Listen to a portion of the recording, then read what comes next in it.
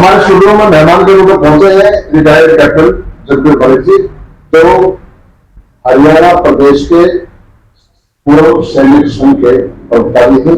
हम उनसे जो देश में हालात चल रहे हैं, पाकिस्तान में चर्चा करेंगे।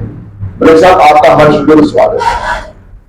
बहुत बहुत धन्यवाद जी। आपको और आपके दर्शकों को हमारी नमस्कार, जय हिंद।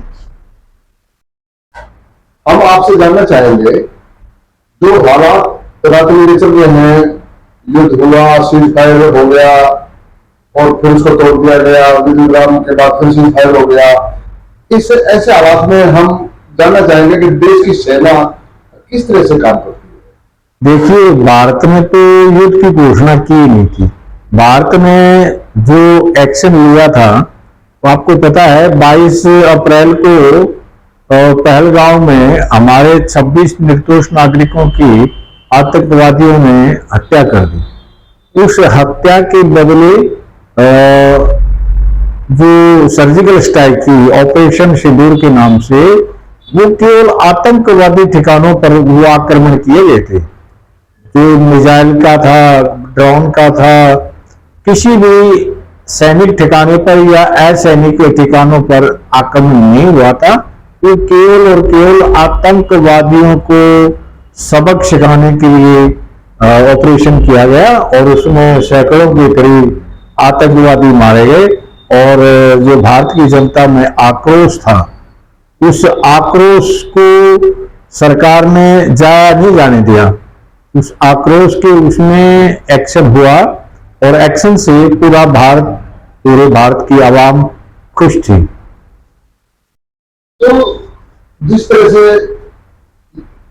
सर्जिकल स्ट्राइक किया गया, सर्जिकल स्ट्राइक के बाद फिर पाकिस्तान की तरफ से युद्ध की घोषणा हुई और हमारे देश की सेना ने उनके रिप्लाई दिए, जो उन्होंने हमले किए उनके रिप्लाई दिए। क्या दोनों देशों की सेनाएं अकेले युद्ध कर सकती है या कुछ और इसका मामला होता है? देखिए, सेनाएं तो जो सरकार कहती है उसको अमली जामा पहनाती है, लेकिन पाकिस्तान की जो आर्मी है ना, पाकिस्तान की आर्मी सरकार के कंट्रोल में पूर्ण रूप से नहीं है। वहां जो chief of the army staff होता है, सेनाध्यक्ष होता है, वो एक किस्म से सर्वे होता है। सरकार में कोई भी प्रधानमंत्री हो, राष्ट्रपति हो, सब उसके मुंह की तरफ देखते हैं। लेकिन भारतीय सेनाएं सरकार के पूरे आदेश के अनुसार कार्य करती हैं और जितना ऑपरेशन सरकार कहेगी उतना ही चलाते हैं। अभी जो 8 तारीख को और 9 तारीख की रात में और कल फिर किया उन्होंने, जो ड्रोन हमले किए, जो मिसाइल हमले किए, उसका भारतीय सेनाओं ने प्रत्युत्तर दिया, लेकिन युद्ध की घोषणा नहीं की गई। भारत ने इतना कहा कि भाई ये पाकिस्तान की तरफ से युद्ध विराम का उल्लंघन है। और भारत ने कल इस चीज को सुबह ही क्लियर कर दिया था कि अगर आगे पाकिस्तानी सेनाएं युद्ध विराम का उल्लंघन करेंगी तो भारत इसको खुला युद्ध की घोषणा मानेगा और भारत उसका कड़ा प्रत्युत्तर देगा। लेकिन कल भी भारत ने संयम बरता है। उन्होंने ऊपर कश्मीर से लेकर के नीचे सरकरी कच्छ तक लगातार कल भी ड्रोन हमले किए। पंजाब में फिरोजपुर के आसपास कई जगह नुकसान भी हुआ है, लेकिन भारत ने फिर भी संयम से काम लिया है। कुछ स्थानों पर ही भारत ने टारगेट करके हवाई हमले किए, लेकिन उन्होंने पहले बोल दिया था कि अगर पाकिस्तान हमला करेगा, अपने ड्रोन भेजेगा और मिसाइल हमले करेगा, तो भारत निश्चित तौर पर उसका कड़ा उत्तर देगा। और भारत ने उत्तर दिया है और भारतीय सेनाएं पाकिस्तान को सबक सिखाने में सक्षम है। लेकिन अंतर्राष्ट्रीय जो विभिन्न देशों की इच्छा है उसका भी भारतीय सरकार सम्मान करती है और उसको ध्यान में रखते हुए युद्ध की घोषणा अभी तक भारत ने नहीं की है। तो भारत ने युद्ध की घोषणा नहीं की, ये ठीक है कि युद्ध जब नहीं घोषणा की है तो सिर्फ रिप्लाई दे रहे हैं उनके हमलों का, तो ऐसे में सिविलियन का बहुत नुकसान होता है। हमारी सेनाओं के जवान भी कैजुअलिटी आते हैं, हौसला नुकसान तो होते ही है जब दूसरे हमला करते हैं हमारे अच्छे तरह। तो ऐसे में देश के सरकार का निर्णय तो स्वीकार होता है सेना को, लेकिन फिर भी युद्ध की घोषणा न करके इस तरह से अब जो ये हमले कर रहे हैं हमारे सैनिक भाई मेरे लोगों हमलों का, तो ऐसे में क्या लगता है आपको कि प्रधानमंत्री या देश की सरकार किस तरह से आप लोगों को दिशा निर्देश देती है, या कोई एंड कर देती है, या उसमें आप लोग सब जो लेते हैं जब भर्ती होते हैं, इस तरह से थोड़ा सा जानकारी देते हैं इसको। देखिए, कुछ बातें ऐसी होती है जो अंतर्राष्ट्रीय बिरादरी की बात को मानना पड़ता है, और भारत ने अंतर्राष्ट्रीय बिरादरी की ये बात को कि भाई शांतिपूर्ण एक टेबल पर बैठ के बातचीत करो।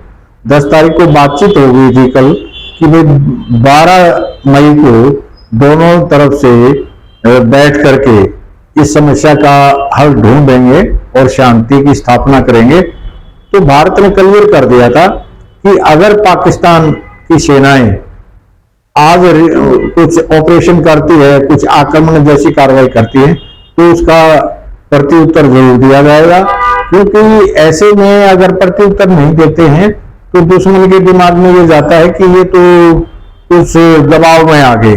तो भारतीय सेनाओं ने उसका जो कल उन्होंने ड्रोन हमले किए, अगर सरकार सेना उसका प्रत्युत्तर ना दे, नहीं प्रत्युत्तर तो बराबर, इसके लिए तो प्रधानमंत्री जी ने फ्री हैंड दिया हुआ है सेनाओं को।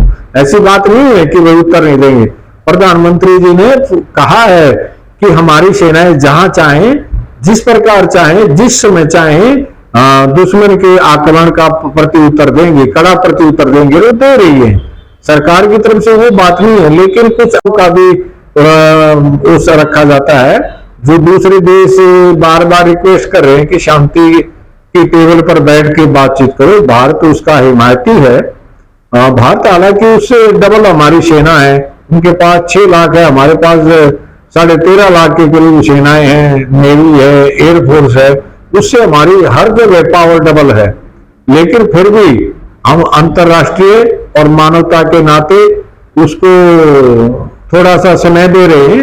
नहीं तो भारतीय सेनाएं तो अगर जब खुला हैंड होगा कि ठीक है आक्रमण हो, सरकार का आदेश मिलेगा, तो आक्रमण की स्थिति में तो पाकिस्तान ज्यादा दिन नहीं टिक पाएगा। आपके बहुत काम आने वाली और जानकारी के लिए आपका हमारे वीडियो में सवाल। लेकिन हमें ये बताइए कि जब आप लोग शपथ लेते हैं तो उसमें क्या होता है, दर्शकों को मालूम पड़ना चाहिए कि हमारे सैनिक किस तरह से शपथ लेते हैं, क्या लेते हैं।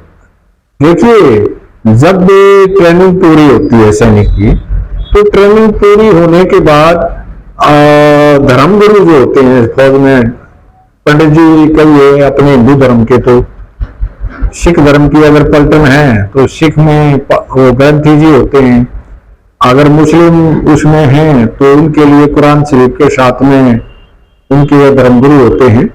तो उस समय जब शपथ ली जाती है तो धर्मगुरु जी के एक हाथ में गीता होती है, उसके पीछे एक उनका सहायक होता है, उसके पास में नमक होता है।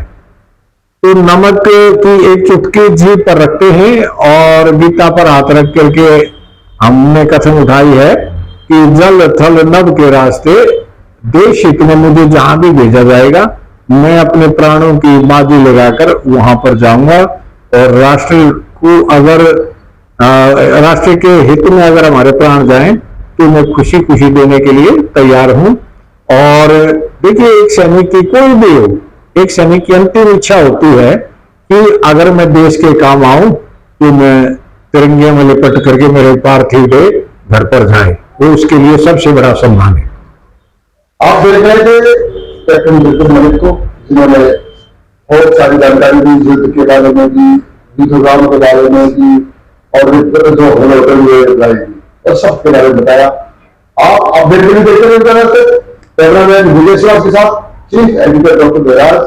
नमस्कार। नमस्कार।